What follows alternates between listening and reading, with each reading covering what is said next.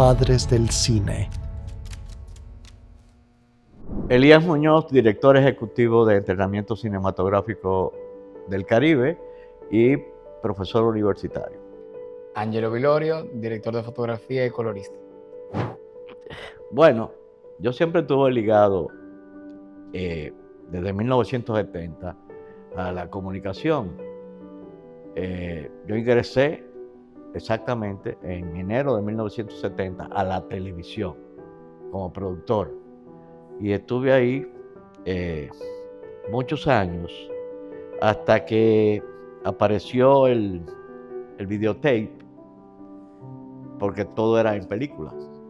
Incluso yo fui reportero de un noticiero que había en el Canal 7 que se llamaba Noticiero Nacional y se filmaba en películas las noticias. Uno llegaba al canal, entregaba el material, nos enseñaban a filmar editado, o sea, qué es lo que está pasando o dónde ocurren las cosas, eso es un amplio, quiénes están involucrados, qué está ocurriendo y así. Y habían unas mecánicas, entonces uno entregaba un rollito en 16 milímetros, los revelaban y eso era la noticia.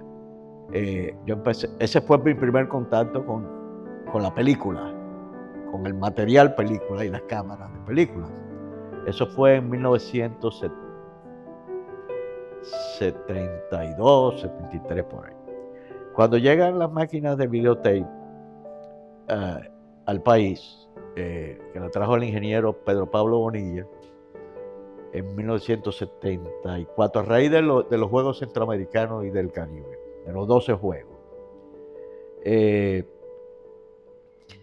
pues se podía grabar cosas, pero no se podían editar. O sea, se grababan eventos que ocurrían en vivo, porque no se había inventado todavía el mecanismo en el sistema analógico, que era el que teníamos, de editar, o no había llegado al país, no lo sé.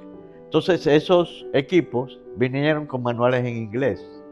Yo jamás pensaba trabajar en el área de edición, yo quería ser productor, no director, no nada de eso, sino productor. Y entonces, bueno, pero me tocó leer los manuales y operar el primer equipo de edición. Y eso atrajo la atención de compañías productoras de comerciales y así empezamos en el año 1974. Ya yo fui reportero en el 78, también en los Juegos Centroamericanos y del Caribe que se hicieron en Medellín, Colombia, como operador de cámara. O sea, ya yo estoy pasando de productor a editor, a camarógrafo, y luego terminé en el canal manejando la programación en el Canal 7 y volví a mi área, al área de producción. A inicios de finales de esa época, hubo una alta demanda en unidades móviles para hacer anuncios y para hacer transmisiones. Unidades móviles a color. El único que sabía manejar los equipos de grabación era yo, pero el problema también era que la forma de producir comerciales era completamente diferente a la de hoy en día. La productora era la misma agencia de publicidad, pero ellos no sabían manejar equipo ni dirigir talento. Entonces contrataban un personal para que hiciera eso. Entonces nosotros éramos artistas y técnicos al servicio de una producción que hacía la agencia de publicidad. Eso me trajo mucha conexión porque tuve que dirigir. Entonces ya pasé también a dirigir comerciales. Y bueno, empezó a irnos muy bien y el dueño del Canal 7 compró una unidad móvil y puso el negocio. Yo había enseñado ya a editar a manejar la máquina, porque editar es saber contar historia y es una cosa un poco más profunda. Hay que ver el guión, la intención para unir los elementos y construir una historia.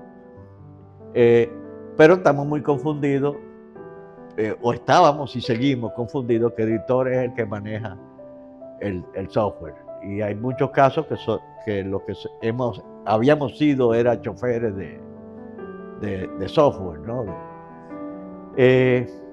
Pero como era una tecnología nueva, me tocó involucrarme mucho y eso aprendí todos los errores que cometían los directores, porque el que los tenía que resolver era el editor. Entonces, pues accidentalmente también tuve que dirigir en una empresa que puso el dueño del canal, que me sacó del canal y puso una empresa que se llamaba Coloriza. Y bueno, de ahí uno de los clientes, al enterarse de que yo tuve un pequeño percance y renuncié, me ofreció que fuéramos socios. Déjame decirle que yo renuncié y me fui y me iba muy bien. Yo nunca en mi vida había ganado tanto dinero como en ese momento que me quedé solo, porque descubrí que había gente que tenía equipo, que yo se lo alquilaba, y como ya lo que hacíamos, eso era costumbre, de que se le alquilaba y la publicitaria era la productora, la que bregaba con toda la organización.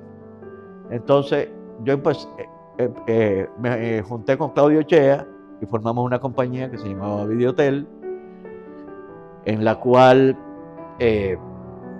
yo tuve el rol de gerente, director, editor y algunas veces vendedor y cobrador, hasta que se fue desarrollando y se convirtió en una compañía productora muy grande, porque llegábamos a hacer 268 comerciales al año.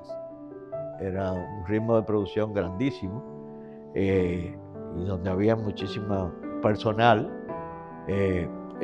especializado ya en áreas específicas. Yo seguí tratando de ser productor y era muy difícil, porque la gente no se quería despegar del resultado que ya había tenido en otras áreas. Bueno, en el 1989, a raíz de terminar la primera parte de la campaña de Ron Barceló, ingresé como profesor en APEC. Y desde esa época estuve muy involucrado en áreas, y como ya había especialistas en cada área, un año después yo hice mi propia compañía, 2 años después, en el 91, y entonces ahí, con mi hijo que se incorporó, que estudiaba publicidad también, pude finalmente ejercer el área productor.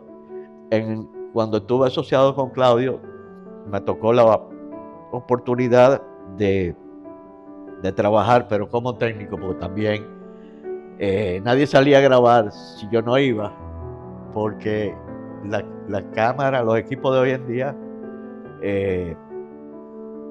están ready para usarse, pero los equipos que habían analógicos antes, cada vez que tú prendías la cámara había que ajustar el registro de los 3 colores y ajustar lo que se hace todavía, el balance de blanco y el balance de negro. Entonces, a la hora de colorizar, porque la gente se llevaba del televisorcito o del monitor, y eso depende qué monitor sea, tú puedes creer que una cosa está saliendo bien y realmente no es así. En los equipos analógicos, que era lo que se usaban antes, el calor afectaba mucho y el balance se alteraba sin que tú te dieras cuenta.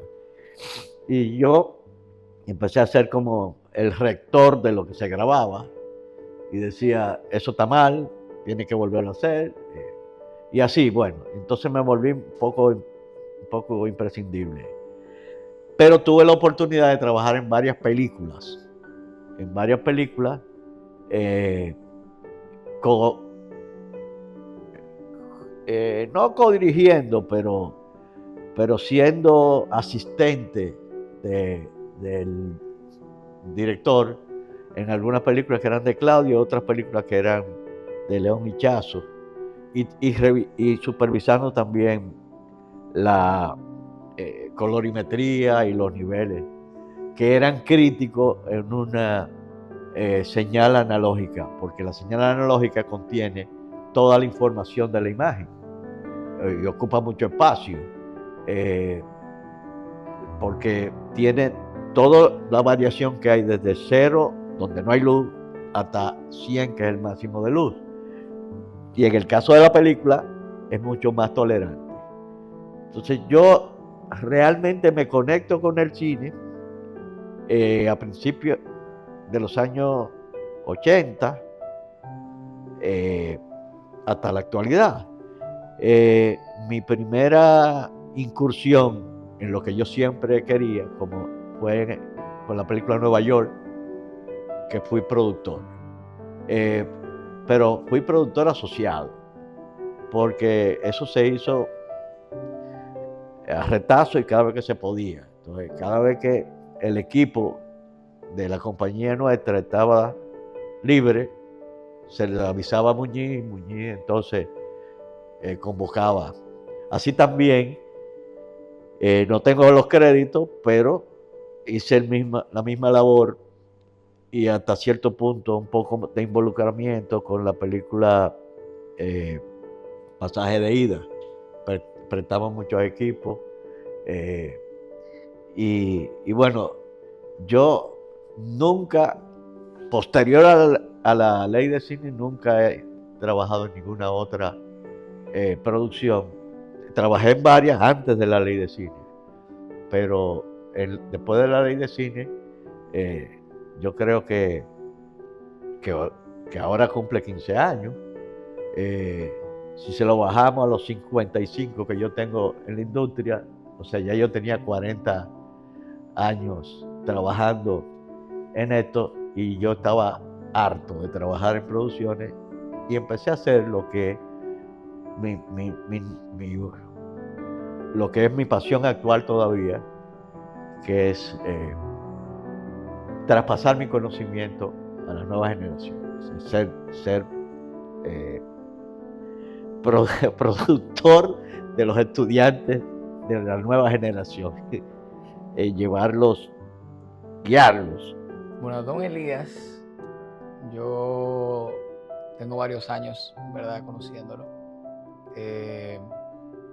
Todo comenzó cuando yo tenía como 14 o 15 años. Yo era un joven muy curioso, muy apasionado por el cine y por hacer los videos y me encantaba muchísimo el área. Tanto así fue que yo decidí tirarme para Pinewoods. Dije, déjame, papi, estoy loco por trabajar, estoy loco por meterme en el mundo. Y cuando fui a Pinewoods, que por fin llegué y estaba todo genial, conocí a don Elías y en ese momento yo me acuerdo que tuvo una entrevista que no sé si le dije en el momento, pero en el momento yo estaba bien como intimidado porque don Elías me preguntaba con el mismo respeto y autoridad que le preguntaría a cualquier adulto, ¿qué tú has hecho? ¿Qué tipo de experiencia tú tienes? ¿Cuál es tu objetivo ahora mismo en el cine? Y yo, luego de hacer todo como el esfuerzo posible por mostrar mi pasión y querer como entrar en ese mundo, luego de que ya estaba todo ya nítido, que me iban a una pasantía y genial, resulta ser que yo no tenía cédula de menor ni siquiera, yo tenía como 14, 15 años. Y ya a punto de estar totalmente devastado, don Elías me dice a mí, si se me acerca, antes de yo irme, me dice, ven a mi clase. Yo en Unive estoy dando clases de producciones audiovisuales en ese tiempo. Y cuando él me dijo eso, yo sentí como que wow, o sea, yo no podía creer en ese momento. Y yo iba religiosamente a su clase. A partir de ese día yo acogía todos los exámenes, hacía todos los proyectos. De hecho, recuerdo que me tocó firmar el proyecto final de producción y ahí fue que dirigí la fotografía en el primero. O sea, yo tenía una emoción y una presión también por su clase, porque don Elías, desde esa edad, ya era una persona muy exigente con nosotros y esperaba de nosotros un resultado de personas que realmente pusieran empeño en el cine. Y eso era lo que para mí era magnético de don Elías y que me hizo acercarme mucho a él de esa época. Yo terminaba el colegio a las 2 y luego en la noche me tiraba para Unive, siempre a coger su clase, y para mí eso era chulísimo. Eso era como ir al play a ver un juego. O sea, era muy, muy emocionante ese periodo de mi vida. Y la fortuna para mí más grande fue como de repente yo sentí que don Elías se convirtió para mí como un mentor. Se convirtió como una persona que yo podía acercarme mucho más y preguntarle cualquier tipo de cosa relacionada al cine e incluso a la vida personal. Porque don Elías siempre con todos sus estudiantes, no solamente conmigo, uno siente que genuinamente él se preocupa y se interesa por el camino que nosotros vamos a llevar. Y él hasta me cuestionó lo que yo quería hacer, pues yo quería ser director al principio solamente. Yo era, no, director, no sé. Él me dice, ¿tú realmente quieres ser director? Y ya él veía los patrones de todo el mundo, de todos sus estudiantes, y nos predeterminaba, ya él sabía más o menos qué área nos interesaba a cada uno. Y nos iba encaminando en esos pasos. Y ya cuando realmente me tocó estudiar el cine como tal, ya él sabía que me gustaba la dirección de fotografía, y ya él buscaba la forma de como encaminarnos a esos tipos de proyectos. Entonces, realmente don Elías se convirtió en mi juventud. En ese momento todavía estoy joven, pero se convirtió básicamente en un pilar para mí, mi formación del cine como tal. Es una figura que yo siempre estoy pensando en él cada vez que tengo que tomar una decisión importante en mi vida personal, en mi desarrollo como persona.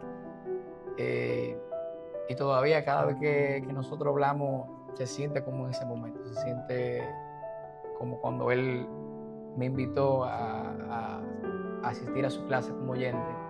Y yo siento que mucha gente también ha podido experimentar ese acercamiento con don Elías, que es una persona que le brota la pasión por él, le brota realmente ese como interés, ese como love to the craft que tiene a todos los temas que él da.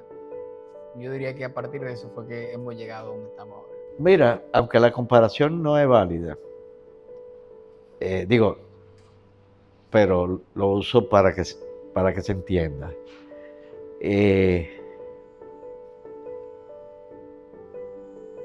Yo soy guía, profesor, por vocación, por pasión.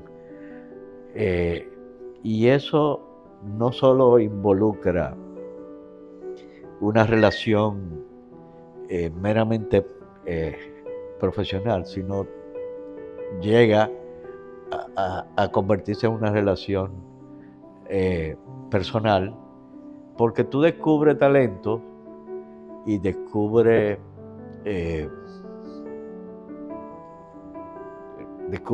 los puntos débiles del individuo, sobre todo en que yo estoy un año completo con ellos, que no todos los profesores tienen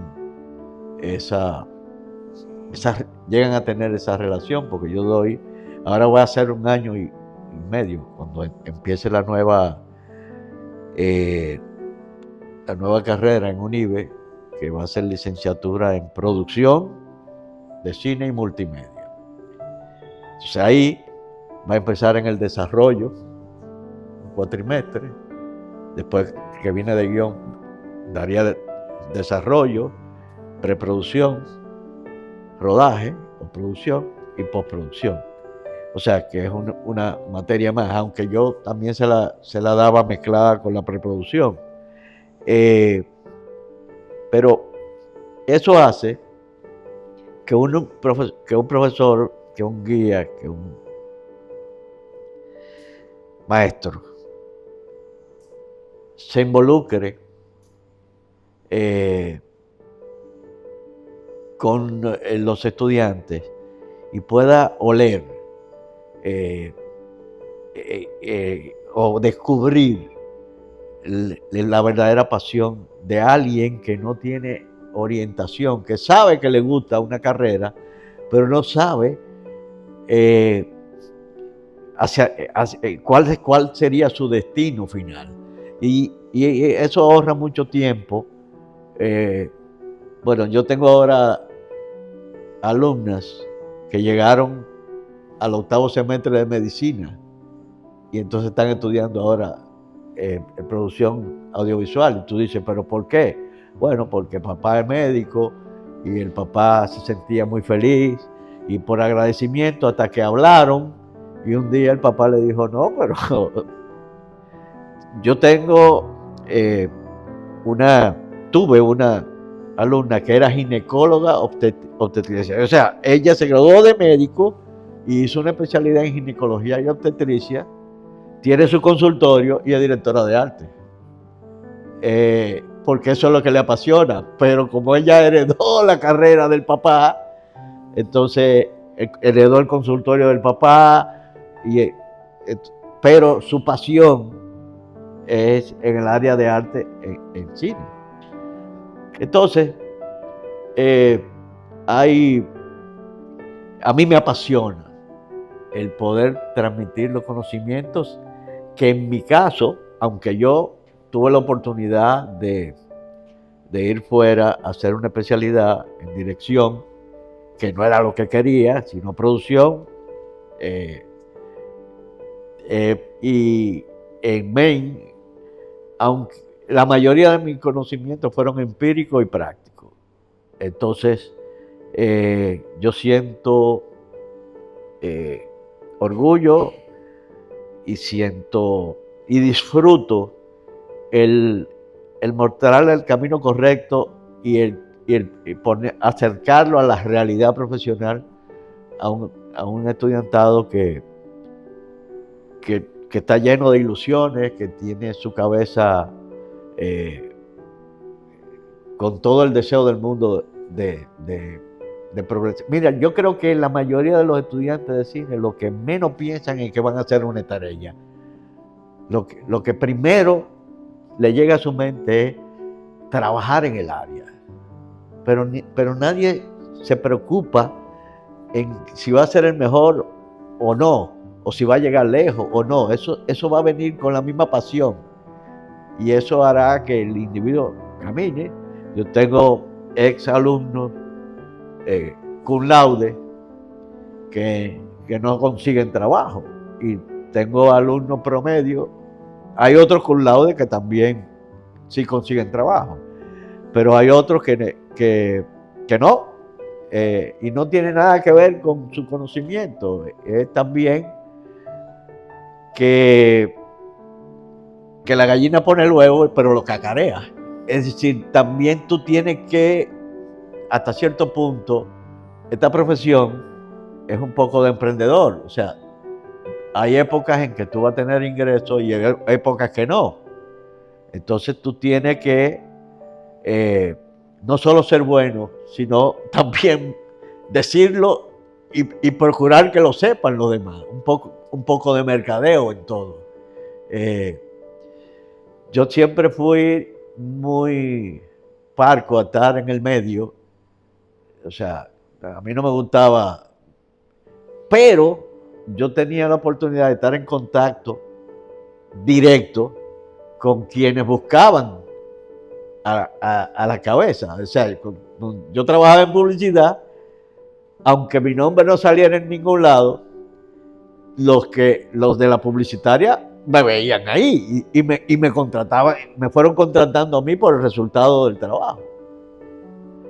Pero ahora no, ahora hay un abanico grande y Y eres tú el que tiene que demostrar y imponer tu marca, que la diferencia con los demás no solo es saber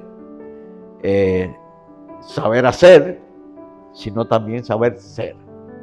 La verdad que hay muchos consejos, pero siempre hay uno que quizás no sea el mejor consejo que le haya dado. Estoy seguro que le ha dicho cosas quizás más relevantes al área o quizás más significativas para algunos alumnos.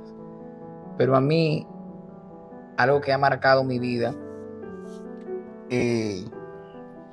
por completo, tanto así que yo lo he usado muchísimas frases, lo he usado cada vez que tengo que explicar muchas cosas, o que lo he tenido hasta de estatus de WhatsApp. O sea, esta frase, por lo menos yo la aprendí de Don Elías, no sé si de Don Elías, pero definitivamente yo lo asocio a él con esa frase. Y es que la creatividad sale de la necesidad. Para mí eso no es una palabra, no es una frase solamente que indica que la creatividad, como la parte artística, nace de que uno está vago, no me sale nada, pero cuando uno tiene una necesidad, sino que para mí es una frase que aplica en todos los sentidos de la palabra, en que el ser humano, cuando realmente siente esa necesidad puede ser de hacer algo, de crear renombre, de transmitir una idea que tiene en su cabeza y llevarla al papel, o hasta puede ser hasta cuando uno necesita salir de un periodo de la vida y por esa necesidad es que uno desarrolla la creatividad suficiente para uno crear algo que no existía antes. Para mí esa es la frase que ha sido como mi brújula durante todo este periodo que yo he tenido a partir de conocer a Don Elías. Porque con 15 años que te digan, es que cuando tú estás tranquilo y tú tienes todas las cosas que tú pudieras desear, es muy difícil que te nazca la creatividad. Pero como tú sientes esa necesidad, cuando las circunstancias muchas veces no están a tu favor y toca resiliencia, toca diferentes adversidades, uno saber que muchas veces de esos momentos más difíciles es que nace, que surge la creatividad.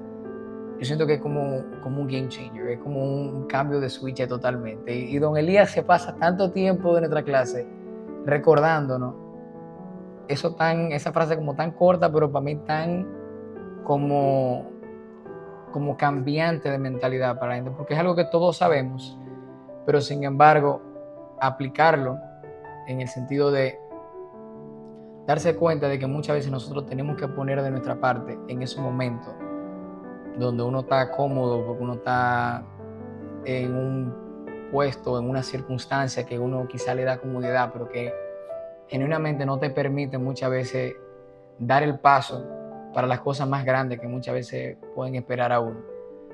Eso para mí es algo que Don Elías ha dejado como renombre, que si se hace un estatua o se hace algo, definitivamente es algo que para mí es muy icónico de él, que es una persona que realmente nos impulsa a salir más adelante y no quedarnos con el estándar, quedarnos con lo que ya existe, sino que muchas veces tenemos que salir de esa zona de confort para darnos cuenta de dónde realmente están las riquezas, dónde realmente están la creatividad que nosotros queremos buscar, que nunca encontramos con facilidad.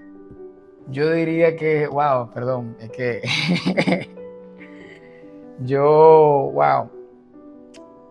a mí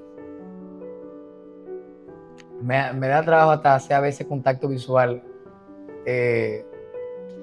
porque la verdad es que me siento sumamente agradecido, me siento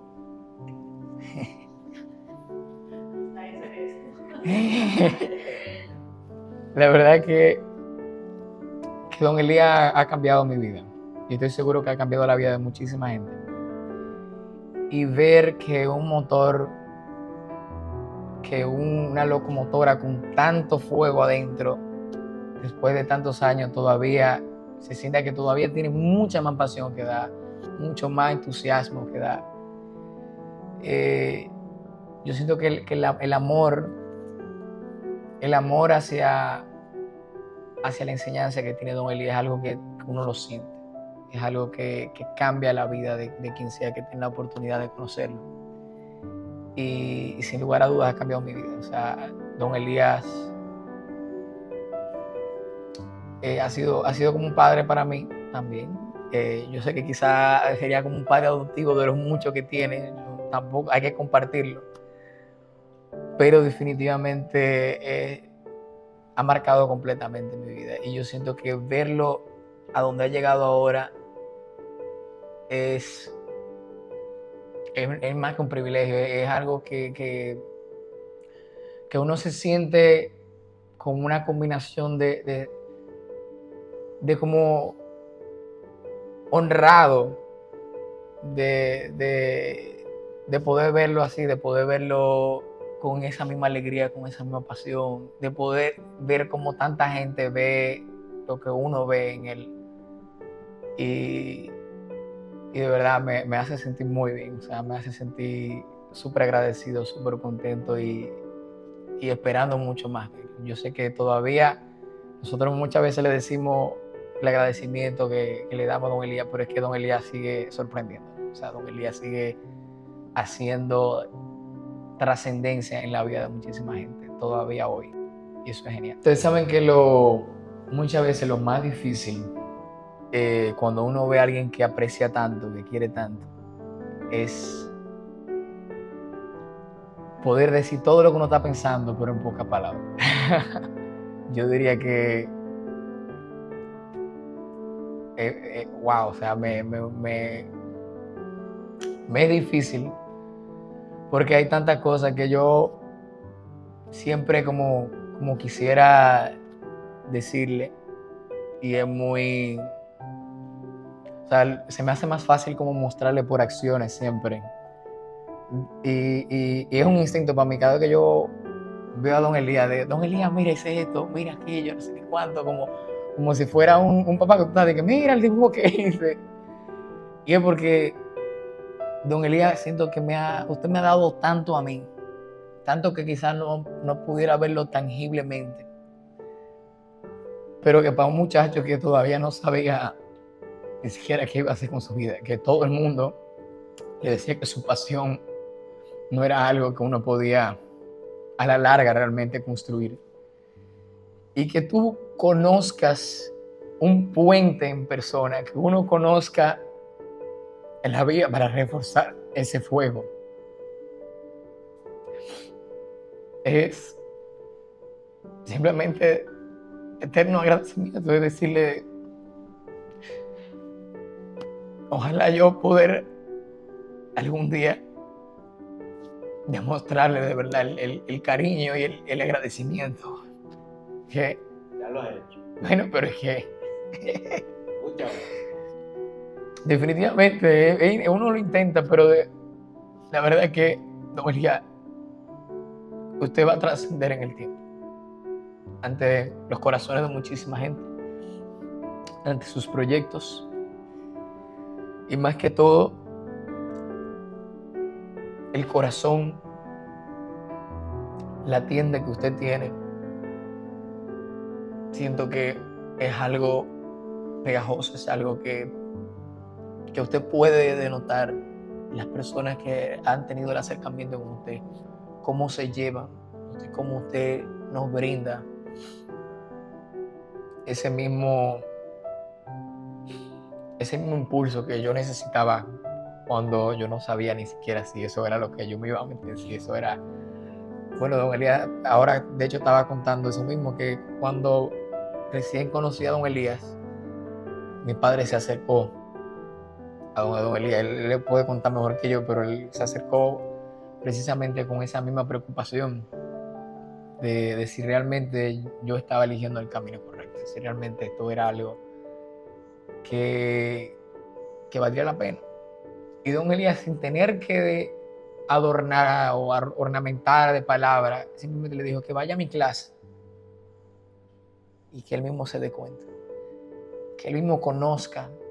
Y si no es para él, se va a salir corriendo de ahí, él no va, pero deja que vaya. Y yo siento que eso definió mi vida prácticamente. O sea, yo siento que yo ir a esa clase fue como el comienzo de todo y nada, queda de más decir, pero muchísimas gracias. Todavía lo recuerdo como si fuera ayer.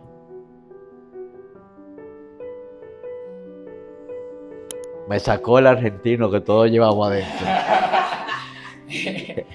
El ego. Wow. Me siento muy orgulloso de eso. De que haya valido la pena. Para una persona, y yo sé que para muchos, pero lo que más me ha agradado de todo este proceso de ser profesor, que ya, si fue en 1989 que inicié, van como 36 años, es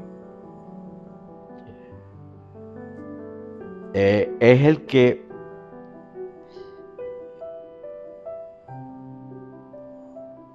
la gente pueda encontrar su camino. Un muchacho de 14, 16, 18 años puede mostrar deseo de ser algo, pero hasta que no conecte con que eso es compatible contigo, es difícil. Y entonces esa prueba tú la ves a veces muy tarde. Hay personas que tienen 23, 22 años y ahí es que se dan cuenta que eso no era. Y gran parte de la culpa la tienen las mismas instituciones académicas. Cuando yo ingresé a la universidad, a la UAS, me obligaron a hacer una prueba. Eso ya no se hace, pero una prueba psicológica para orientarme de en qué áreas yo tenía aptitudes. Y me dieron un abanico de carreras, y la que yo quería no estaba ahí, pero era porque yo no sabía cuál era la que yo quería. Yo tenía una idea, pero estaba equivocado. Yo quería trabajar en el aparato ese que estaba en mi casa, que se llamaba televisor. Y lo más cerca que yo veía de conectarme con eso era hacer los televisores. Entonces, yo quería estudiar ingeniería electrónica, pero para meterme adentro de eso. Pero después descubrí, como a los 8, 10 años, que era interesante lo que hoy llamamos contenido, de cómo se desenvolvía ese mundo ahí. Y empecé a ver muchos documentales. Y en los documentales, como no había ese rigor, se llegaban a ver lo que hoy llaman behind the scenes, que es la cámara, la disposición de las luces, y ya lo que me dio el golpe grande hacia conectarme con esta área fue un programa italiano que se llamaba Cancionísima, que por primera vez yo veía un estudio. La televisión, el cine, todo se veía lo que filmaban. No se veía tras bastidores. Y ese programa, la escenografía, era el estudio vacío. O sea, pero con las personas y las cámaras y las luces, y hacían unos amplios que yo decía, ¿de qué tamaño es ese estudio? Y después descubrí que cabía hasta un avión adentro de ese estudio. Y entonces empecé a escribir a la BBC, porque al final los documentales ponían el nombre, la dirección. Como no había internet, ponían la dirección de los sitios. Yo escribía una carta a Televisión Española, a la BBC, a la RAI y a la Philips, que tenía en Hilversum, Holanda, tenía unos programas de entrenamiento para televisión. Cuando yo apenas estaba en la primaria, y ellos me mandaron una respuesta. Yo hice un curso de guión que lo terminé a los 12 años. ¿Cómo era? Me mandaban un disco con un folleto, yo escuchaba el disco y iba llenando todo eso, Y entonces eso yo le mandaba ese resultado y al mes venía otro disco con otra lección. Y así duró un año entero. Y entonces yo venía, en una de ellas venían preguntas, no había internet. Yo iba a la biblioteca a buscar consulta, a la biblioteca. Era una sola biblioteca que había en la ciudad, frente al convento de los dominicos, y no había nada de televisión ni de cine. Había de otras cosas en las enciclopedias que había ahí. Y bueno, entonces ellos me mandaron finalmente una certificación que yo aprobé. Yo sabía inglés porque me gradué en el Dominico Americano a los 11 años. Yo hice todos los cursos, como desde los 7. Pero entonces me daba vergüenza hablar inglés porque yo era el único que en todo el área entendía en inglés y hablaba inglés. Yo era el único. Entonces los papás de uno le decían, habla inglés. O sea, imagínate, un carajito de 9 años, y que habla inglés, ven, háblale en inglés. A alguien que no sabe inglés ni nada. Y me daba vergüenza. Y bueno, lo que no se practica se fuye. Después con mi relación con el cine y eso volví otra vez a incorporarme, pero bueno. Está ahí en la base de datos, pero a veces da trabajo accesar. Nada, yo me siento muy, muy orgulloso de haber conectado, que es la parte más difícil de un profesor, con los cambios generacionales. Si Ángelo me hubiese visto como profesor en el 89, entendería el mote que me tenían. Me decían Hitler. Porque era difícil mantener la disciplina en una época, en finales de los 80, donde había un reclamo de libertades en la sociedad. Entonces, yo fui muy estricto, no faltarle el respeto a nadie, pero estricto, y tratar de sacar de cada cual. De esa época son Leticia Toro, que fue mi alumna en APEC. Pelli Guzmán no es alumno mío, pero trabajó conmigo mucho tiempo, pero el Che fue una persona que yo transformé, aunque él no lo crea, porque el Che entró como camarógrafo y director de fotografía, pero se metía en todo. Entonces yo le dije, mire amigo, usted está en la profesión equivocada, usted debe ser productor, porque es muy fácil venir aquí y decir, debieron haber hecho aquello, hazlo tú. Y terminó siendo productor exitosamente y vive de eso. Pero él era muy buen director de fotografía, pero es mejor productor que director de fotografía, porque esa es su pasión, y ese es hasta cierto punto una influencia mía. Y ahí la generación más difícil para los profesores es la actual. Sin embargo, para mí, yo conecto perfectamente. Entonces, el haber podido conectar con todas esas generaciones, las letras se acabaron, la X, Y, Z, y ahora va el millennial y después, todo eso yo he podido conectar. Y la más difícil es la de ahora porque es incomprendida. Porque todo el mundo tiene ya un estereotipo y es una generación incomprendida en su casa, porque no hay tiempo. Los padres no le podemos dar el tiempo, no la calidad, no, el tiempo que daban los míos conmigo, porque les sobraba. Y porque alguien siempre estaba en la casa.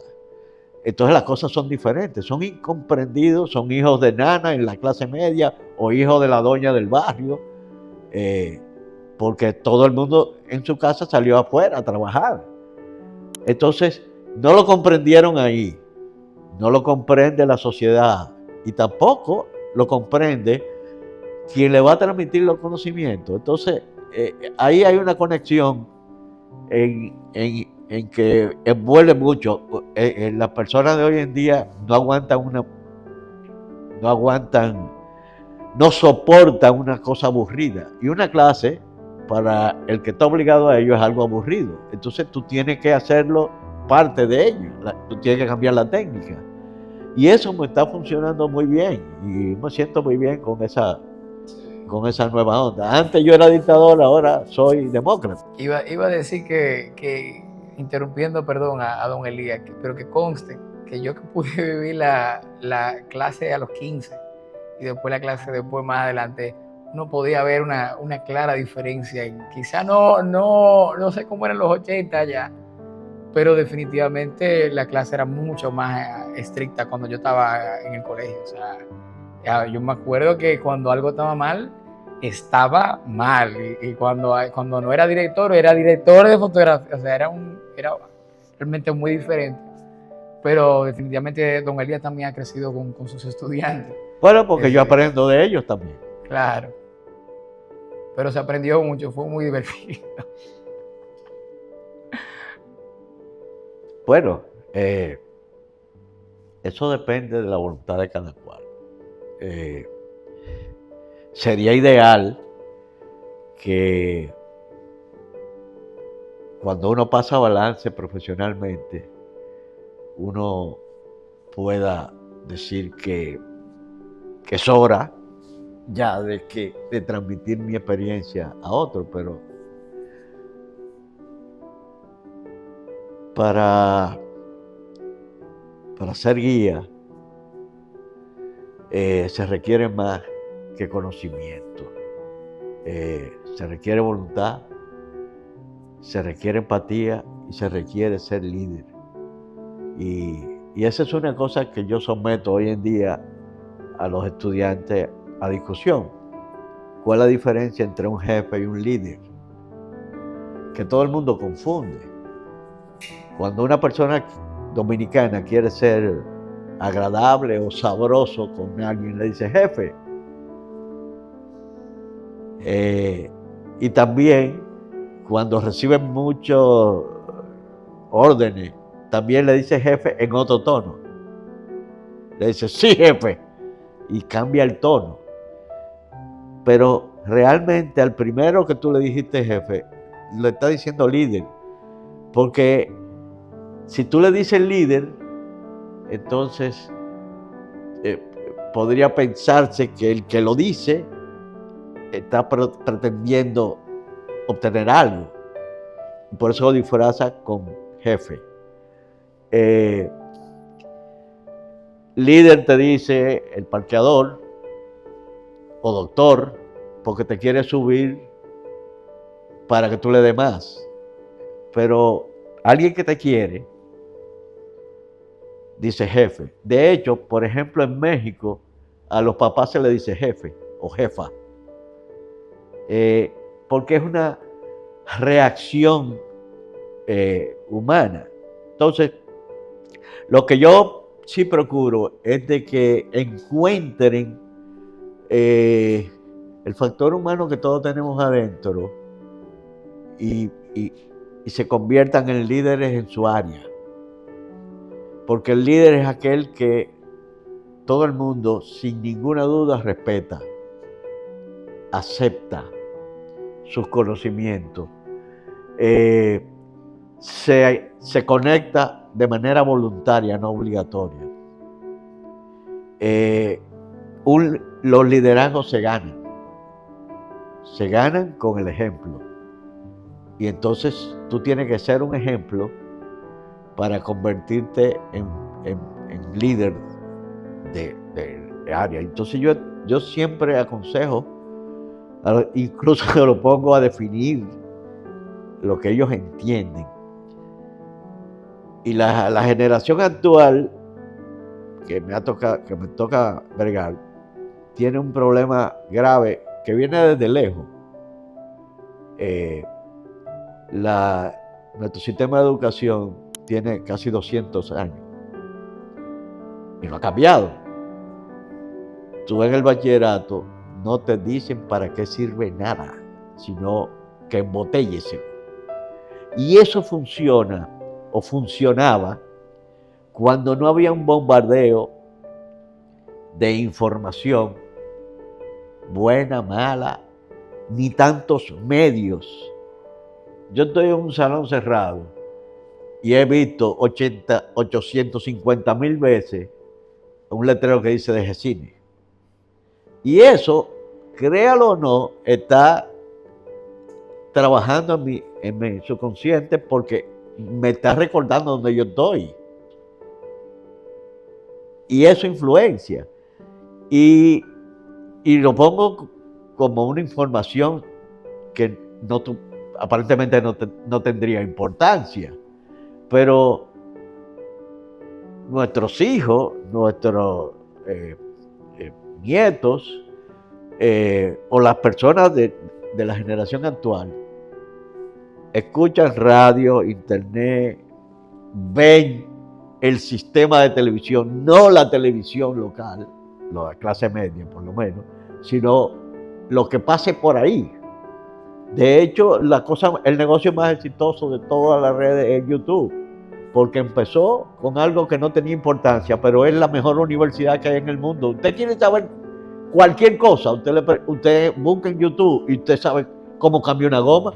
Eso me lo enseñó un alumno que me dijo, los otros días me volví loco, pero me acordé de YouTube. Digo, ¿qué te pasó? Se me pichó la goma en la carretera y yo no sabía cómo cambiar la goma. Le pregunté y ahí me enseñó cómo cambiar la goma. Digo, pero tú eres más tonto, porque hay un sistema local que tú llamas a un teléfono que es una dependencia de RD Vial y te dice, se me pichó una goma, y viene aquí un camión con unos guardias, y te cambia la goma y no hay problema. Y me dijo, ¿verdad? Que tú no estás conectado. Hay un número de teléfono que se llama asistencia vial, que te resuelven cualquier cosa. Hasta gasolina va y te compra cuando se te acaba. Entonces, pero profesor, no, tú tienes que estar al día también. Tú tienes que saber lo que pasa. Entonces, ¿qué pasa con nuestra educación? Que encima de lo que ocurría hace unos años, encima de esa soledad y desconexión del amor de los padres, de la comprensión y la conexión, encima de eso, el sistema, ellos para protegerse de todo el bombardeo, embotellan. Pero como decía un profesor mío, cuando yo saque el tapón, se te va a ir. Entonces, yo los enseño a pensar primero. Y descubren ellos que tienen toda la información y no sabían usarla. ¿Qué yo le digo hoy en día? Cuando voy a tocar cualquier tema, yo no les explico lo que significa ese tema, sino le pregunto a ellos qué ellos entienden por esa palabra, que se olviden del cine, que es una cámara. Porque si tú no sabes lo que significa la palabra, yo voy a perder un tiempo explicándote cómo usar algo que tú no sabes qué es, ni de dónde viene. Entonces, ellos van poco a poco descubriendo el origen y eso los pone a pensar. Entonces, saben lo que hace una cámara, porque si yo a cualquiera le pregunto, a todo el que tiene un celular tiene una cámara. ¿Qué es lo que es una cámara? Van a empezar a teorizar y no van a caer en cuenta qué es lo que significa la palabra. Entonces, así he logrado conectarme, pero preguntándole a ellos, ¿qué tú entiendes? Antes yo sencillamente, al principio, le decía y así es, que eso es lo que él dice de la rigidez, pero que las generaciones cambian. Pero hubo algo para terminar también, que otra de las frases icónicas de Don Elías, que va muy acorde con ese tema, que es que siempre decía él, ustedes deben informarse para poder formarse. O sea, la información está ahí donde quiera que la vayamos a buscar. Ahora hay una infoxicación de información. Pero queda entonces en nosotros en tomar esa información y saber qué hacer con ella para formarse, saber pensar, saber utilizar la información para hacernos crecer a nosotros mismos y poder tomar esa decisión. Y yo creo que también eso es algo que engloba muchísimo todo lo que dijo don Sí, Obligado. porque la sociedad va a tomar decisiones, lo que nos va a diferenciar de la inteligencia artificial. De hecho, hay corrientes, maestrías que se hacen con estudios de casos en el que no hay respuesta buena ni mala, sino depende la circunstancia, el momento, y eso son decisiones, y las decisiones las toman los humanos, aunque te oriente a la inteligencia artificial. Pero hay cosas que no están en una base de datos, que cualquiera la puede hacer y se convierte en una persona fría. Porque si tú te llevas del pensamiento lógico, racional nada más, entonces tú te vuelves una máquina. Ahora, para que las máquinas no nos gobiernen, nosotros tenemos que aprender cómo funcionan las máquinas. ¿Qué es la inteligencia? Y tenemos que usarla. Esa va a ser nuestra calculadora. Tú le puedes decir que te haga un trabajo de la universidad y te lo hace. Pero si tú no te involucraste, puede hacer un disparate y tú no te das cuenta. Si tú, y cuando llega el momento en que tú le pides al estudiante que ese trabajo te lo explique, ahí se tranca el juego, cuando no hay un involucramiento. Entonces, toda cosa que pasa en la red tiene metadata y tiene huella. Sabe de dónde tú. Lo que hay que saber es cómo preguntarle a esa inteligencia artificial de dónde sacaron eso. Y ya. La mayoría de los programas de la plataforma de las universidades, cuando te entregan un trabajo, te dice de dónde lo sacó el alumno. Porque el que hizo la ley hizo la trampa. En la universidad que yo estoy, te dice a ti, tú quieres poner el buscador de plagio y de fuente. Tú quieres que el alumno lo sepa. Cuando yo se lo pongo, le pongo que el alumno lo sepa. Sepa que lo que acaba de mandar fue copiado de tal sitio o fue... Entonces, yo no gano nada con la metodología antigua de ponerle un cero. No, ya al advertirle, tú tienes la posibilidad de retirarlo y volver a mandar. Porque ¿cuál es la finalidad de enseñar? Que aprendan. No es una cárcel, no es un lugar donde haya que ponerle un castigo. La gente se equivoca. Y siempre se le da una oportunidad. Para mí la inteligencia artificial no va a votar a los gerentes o a los directores. Ahora, el director o el gerente que no sepa manejar la inteligencia artificial no va a conseguir trabajo.